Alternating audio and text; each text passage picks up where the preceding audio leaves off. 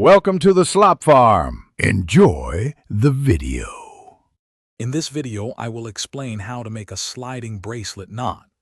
This easy technique is perfect for creating adjustable bracelets that fit everyone comfortably.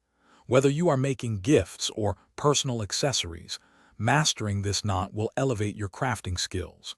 We will go through each step clearly, ensuring you can follow along with ease.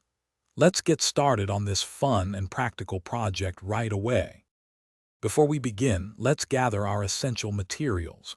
You will need 2 main pieces of cord for your bracelet, each about 12 inches long. Also, grab a shorter, separate piece of cord, roughly 6 inches in length, which will form the actual sliding knot. Make sure you have a good pair of sharp scissors and a ruler handy to ensure precise measurements. Having everything ready makes the process much smoother. Now, let's start forming our first knot. Take your 2 main bracelet cords and overlap their ends by about 1 inch.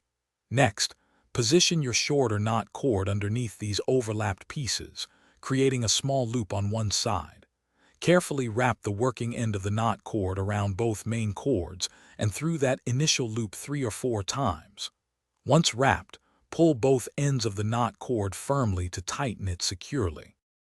To complete your adjustable bracelet, simply repeat the exact same knotting process on the opposite side of the overlapped main cords.